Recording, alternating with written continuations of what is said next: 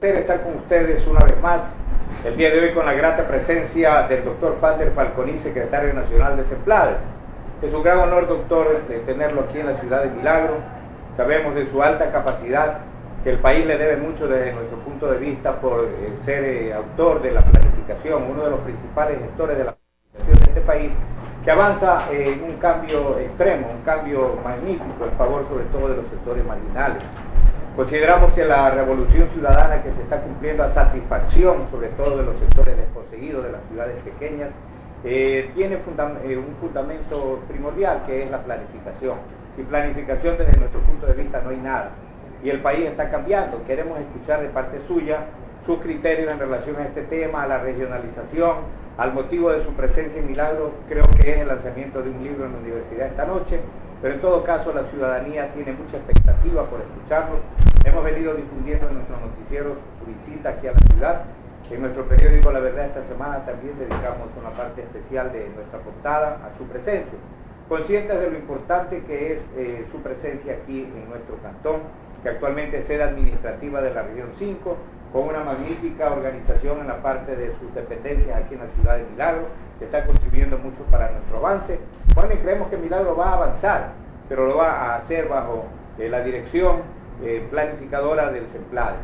Bienvenido. Díganos, doctor, sobre la planificación, cuán importante es para el desarrollo de un país como el nuestro. Muchas gracias por la entrevista y por sus generosas palabras. Efectivamente, si no se planifica, se improvisa. Y en un país que tiene escasez de recursos productivos, de recursos de capital financiero, la improvisación lleva a un conjunto de problemas de falta de prioridades en términos de los objetivos de desarrollo humano. Por eso es tan importante planificar, porque el momento que un país planifica, invierte de mejor manera sus recursos, los coloca mejor en función de los requerimientos que demandan las poblaciones en los distintos territorios y logra de esta manera un desarrollo mucho más armónico en términos regionales y en términos productivos. Para tener una idea de lo que esto significa, si uno toma en cuenta el presupuesto general del Estado, este asciende a cerca de 26.000 millones de dólares. De ese total del presupuesto general del Estado, el programa anual de inversiones del país asciende a cerca de 6.000 millones de dólares. Este momento, de ese total del programa anual de inversiones, el 90% se lo está focalizando fundamentalmente en inversión que tiene que ver con la construcción de capacidades humanas e infraestructura productiva. Esto quiere decir que se está utilizando de forma adecuada los recursos que ciertamente son escasos en un país que quiere alcanzar metas muy ambiciosas en términos del buen vivir. Entonces, por eso es tan importante planificar adecuadamente los recursos, más aún cuando la fuente de ingresos del Ecuador proviene fundamentalmente de dos vías. Una es la venta de los recursos naturales, como el petróleo, y la otra es a través de los impuestos. Este gobierno ha hecho un enorme esfuerzo en incrementar la masa impositiva, no creando nuevos impuestos, por cierto, sino recaudando de mejor manera, siendo mucho más eficientes en términos de la recaudación.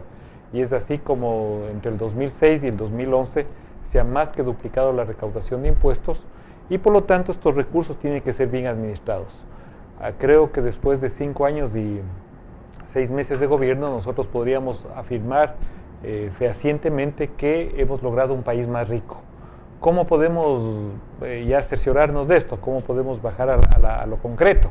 Bueno, el año pasado hubo una tasa de crecimiento del 7.8% del Producto Interno Bruto, quiere decir que fue la tercera mejor tasa de crecimiento en América Latina, pero lo que es importante en el caso ecuatoriano es que este crecimiento también logró mejores niveles redistributivos. Es decir, se repartió de mejor manera esa riqueza que se creó y se repartió en las zonas, en las regiones, se repartió en términos de reducción de la pobreza. El Ecuador entre el 2006 y el 2011 logró una caída de 9 puntos porcentuales en términos de reducción de pobreza y lo que es mucho más interesante en el caso ecuatoriano es la reducción de la inequidad, es decir, las brechas distributivas, las polaridades sociales, la concentración del ingreso. La concentración del ingreso en el caso ecuatoriano se redujo en 7 puntos entre el 2006 y el 2011. Si vamos a los temas de empleo, la tasa de desempleo en este momento en el país está situada en el 4.1%, es la tasa de desempleo más baja desde la historia republicana, es la tasa de desempleo más baja en América Latina, y esto nos lleva a afirmar nuevamente que es un crecimiento que genera distribución en las distintas localidades, distribución afectando fundamentalmente o favoreciendo a quien debe favorecer, es decir, es un proyecto político que tiene una opción preferencial claramente delimitada por los pobres. Y creo que esto está siendo exitoso en materia de creación de oportunidades de empleo y en construcción de capacidades humanas. Doctor, en un reciente foro en el MIES usted afirmó que ha bajado la extrema pobreza en nuestro país. ¿Esa extrema pobreza va a continuar bajando? Este es un dato muy importante porque hay varias formas de medir la pobreza técnicamente. Uno podría medir la pobreza por necesidades básicas insatisfechas, es decir, la carencia de uno de los servicios que tiene la población, agua potable, alcantarizado, falta de acceso a productivo, etc. También la podría medir por ingresos, es decir, cuánto recibimos o percibimos diariamente. Consideramos que una persona es pobre cuando tiene menos de $2.5 por día para vivir. Hay otras formas de medir la pobreza en forma mucho más subjetiva, es decir, independientemente de mi ingreso, yo me puedo sentir pobre. Es lo que se llama una de las paradojas más interesantes en la economía, porque hay países que son sumamente ricos en términos de ingresos, pero no necesariamente la gente es feliz. Y entonces, midiendo la pobreza por ingresos en el caso del Ecuador, se observan dos fenómenos muy importantes. El uno es la caída de la pobreza urbana y rural. La pobreza urbana y rural cae en 9 puntos porcentuales entre el 2006 y el 2011. Y durante este primer semestre del año 2012, la caída también es significativa, cae en 3 puntos porcentuales en ese periodo. Pero el otro punto muy interesante es la caída de la extrema pobreza. La extrema pobreza en este momento en el Ecuador, por primera vez en su historia republicana, cayó a menos de un dígito. Y esto fue resaltado por el propio presidente de la República en su informe a la Nación el 10 de agosto. Es decir, creo que lo que está detrás de esto es que la estrategia que se viene generando en el país, la recuperación del Estado y sus facultades de regulación, de planificación, de distribución de los recursos, las estrategias de política pública, los aspectos que tienen que ver con el desarrollo local y territorial están siendo efectivos en el caso ecuatoriano, y por eso estamos teniendo estos logros tan significativos que, por cierto, están siendo aplaudidos en otros lugares del mundo, y ya se ve esto como un modelo ecuatoriano, un modelo digno de emular en otras realidades latinoamericanas y sociales en general del mundo. Doctor, en muchos pueblos de la costa, con excepción de Guayaquil y ciertas capitales de provincia, existe mucho desorden, las ciudades no avanzan, tenemos falta de infraestructura y obras de desarrollo. Semplades, ¿hasta qué punto puede influir en que el Estado exija, sobre todo a los municipios, que prioricen el trabajo por los sectores marginales y atendiendo las elementales necesidades de la población?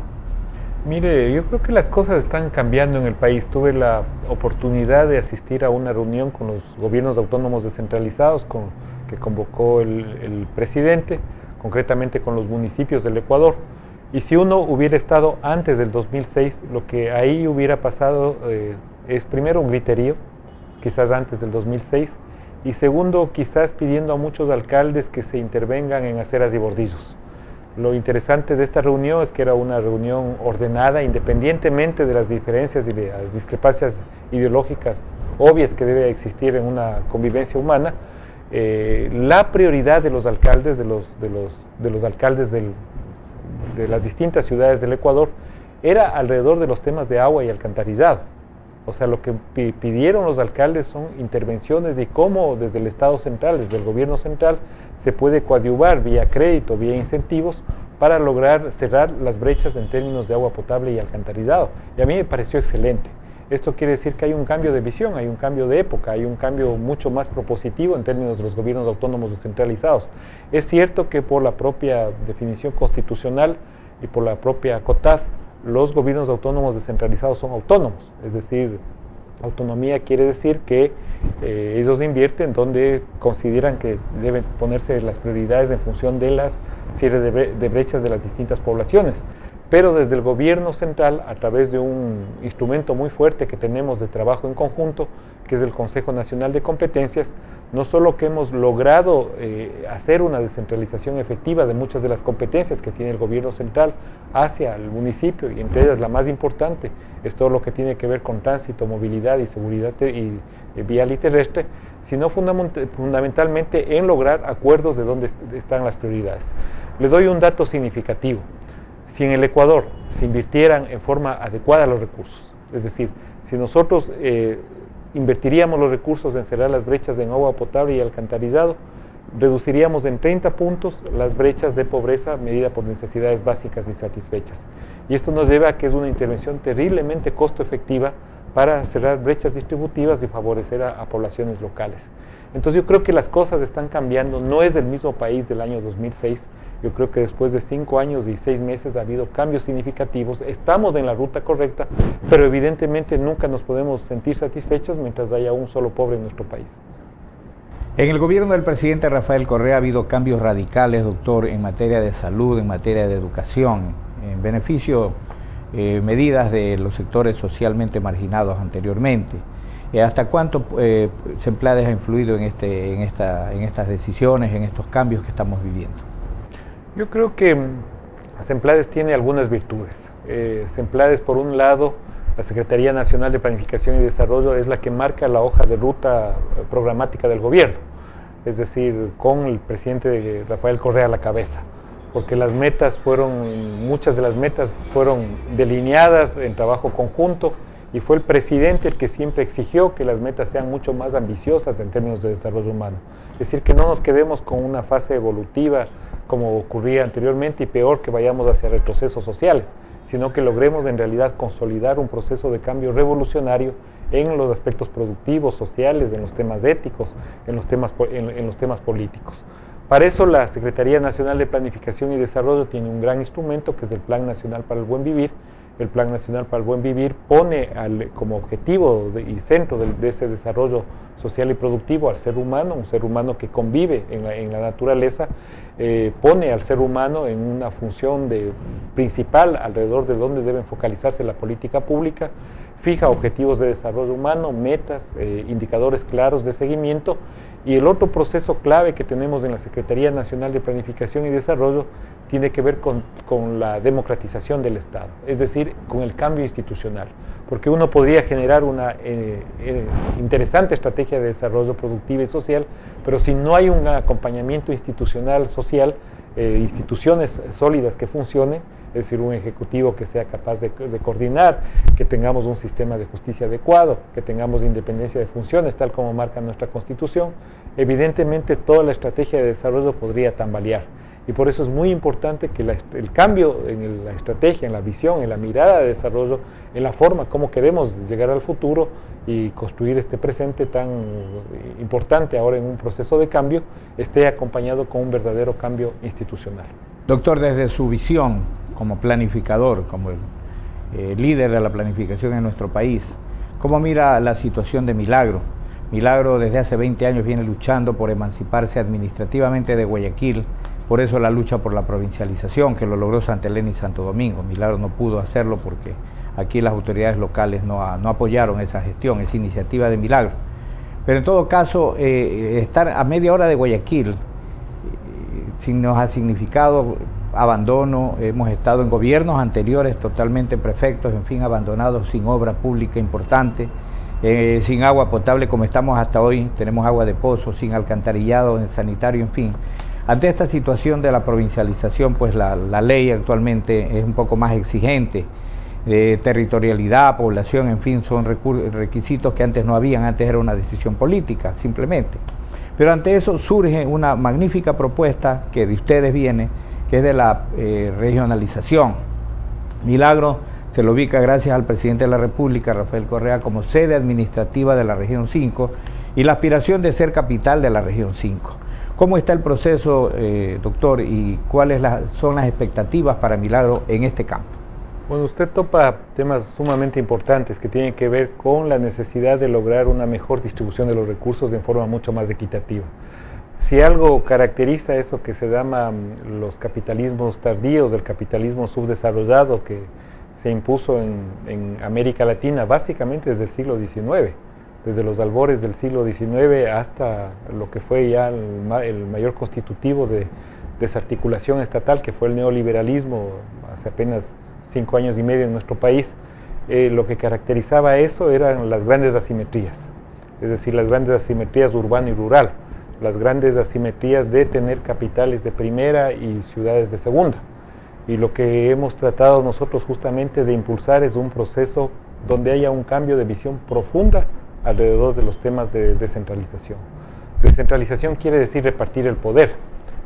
Descentralización quiere decir que el poder no puede estar concentrado en 2 grandes ciudades o en 3 grandes ciudades del Ecuador, sino que todos los habitantes del país tienen derecho a tener una vida digna, acceso a agua potable, inversiones productivas, generación de empleo, construcción de capacidades, buenas universidades, porque esa es la formación de talento humano, sistema de salud que funcione, sistema de educación que funcione, que si hay algún enfermo no tiene que irse porque alguien de milagro a Guayaquil, que aquí tiene que haber un buen hospital, un buenos centros de salud, etc. Entonces creo que alrededor de eso está una visión. Y uno de los puntos más interesantes que se está construyendo este rato en términos de planificación es lo que nosotros llamamos la microplanificación. Es decir, ya tenemos la planificación nacional, ¿no es cierto?, donde fijamos objetivos de desarrollo humano, metas gubernamentales. Ahora estamos bajando, aterrizando esa planificación en el concepto de distritos y circuitos. Un distrito, por ejemplo, es una unidad de gestión que tiene cerca de 90.000 habitantes, donde homologamos infraestructura productiva, especialmente en el campo de la seguridad y en el campo de lo social. Quiere decir que vamos a tener escuelas tipo, hospitales tipos, sistemas de seguridad adecuados, homologados para cada uno de los distritos. Pero aún más, y esto es mucho más interesante, bajamos la planificación a un nivel de circuitos. Circuito es una unidad de cerca de entre 9.000 y 11.000 habitantes. Es decir, toda la infraestructura social y de seguridad, y ojalá el resto de infraestructura, mientras se vaya consolidando el tema de la microplanificación, va a estar homologada en el país. Homologada quiere decir que vamos a tener estándares en común, que vamos a tener una visión en conjunto de lo que implica el desarrollo local. Y esto es un cambio radical en un país que se acostumbró a concentrar los recursos.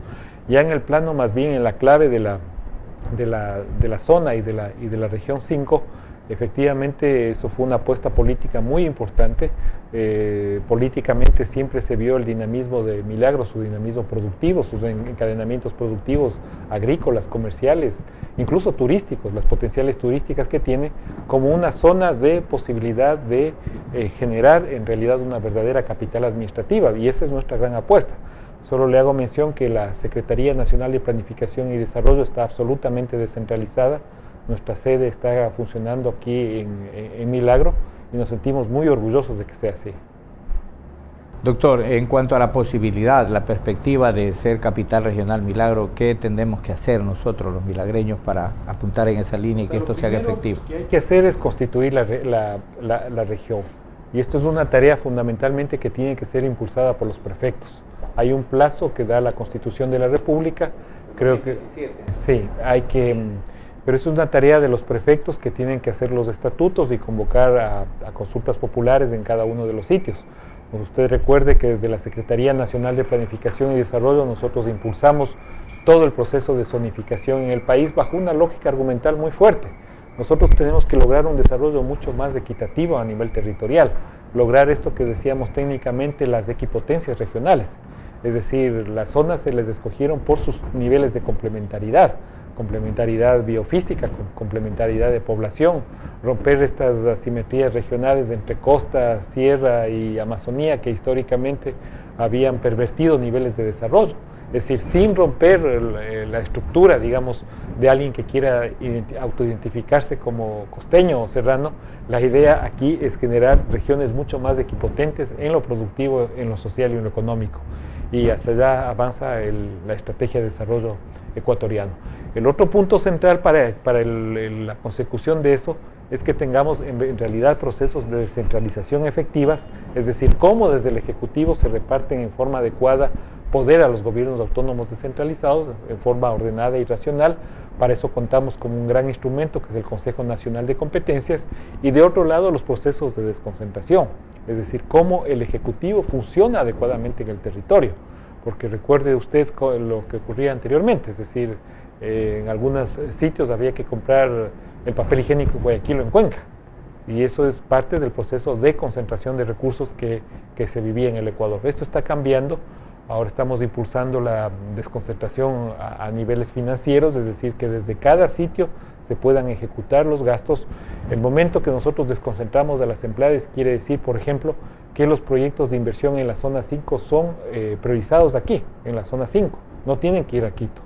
La subsecretaria, en este caso zonal, tiene todas las facultades de priorizar los proyectos de inversión pública en el territorio. Y esto quiere decir que los acuerdos se van construyendo desde el territorio, desde las localidades. Y eso tiene unos profundos impactos distributivos.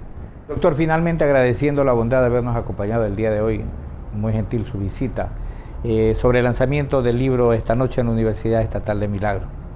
Este es un libro, es un trabajo en conjunto, es el producto de un esfuerzo de investigación de mucho tiempo atrás que se consolidó en un esfuerzo académico por visualizar, el libro se llama Análisis Multicriterio de la Iniciativa Yasuní-ITT. Los autores son Carlos Larrea, el matemático Rafael Burbano, la especialista ecológica María Cristina Vallejo y yo. Y lo que pretende básicamente este libro es demostrar que la alternativa de conservación del Parque Nacional Yasuní y del bloque Ispinco-Tambococha-Tiputini, que está situado en el Parque Nacional Yasuní-ITT, es mucho más viable, es mucho más rentable que la actividad de extraer el petróleo. Es decir, si nosotros dejamos ese petróleo en el subsuelo, los cerca de 850 millones de barriles de petróleo crudo pesado que están en el subsuelo del Yasuní, podemos generar una rentabilidad social y económica mucho mayor a la actividad extractiva. Y para eso utilizamos un método de política pública que se llama el análisis multicriterio. Multicriterios quiere decir visualizar un problema de política pública con criterios económicos, sociales, ambientales, de rentabilidad política, de prestigio internacional, incluso que está inmerso alrededor de la discusión de la iniciativa Yasuní-ITT, y se llega a una conclusión contundente. Como les señalaba, la posibilidad de dejar en el petróleo en el subsuelo es mucho más rentable que la posibilidad de extraerlo. Doctor, un mensaje para los milagreños, un mensaje de esperanza para nuestro pueblo. Bueno, que nosotros somos creyentes y además lo aplicamos en todas nuestras opciones de política pública, de que el país no puede avanzar sin desconcentrar recursos. Creo que Milagro tiene toda la potencialidad y posibilidad para convertirse en la capital administrativa, y lo es, de la zona 5, ojalá con una voluntad política desde los ciudadanos y particularmente de los prefectos, pasemos a dar pasos ya en firme para el proceso de regionalización. Creo que Milagro tiene unas potencialidades productivas, sociales, económicas, un dinamismo productivo, como yo decía, incluso turístico, que le pueden convertir en una potencia en términos del desarrollo productivo y del anclaje del desarrollo social en este país. Y creo que hacia allá tenemos que apoyar con todo nuestro esfuerzo quienes tenemos la posibilidad de hacer política pública en este momento en el país. Muchísimas gracias, amables televidentes. Ha sido la intervención, la presencia en nuestros estudios del doctor Fander Falconi, secretario nacional de las Emplades, trayéndonos un mensaje esperanzador e informándonos también sobre las actividades que se cumplen para el desarrollo de esta región y para el desarrollo del Ecuador entero. Muchísimas gracias por la atención.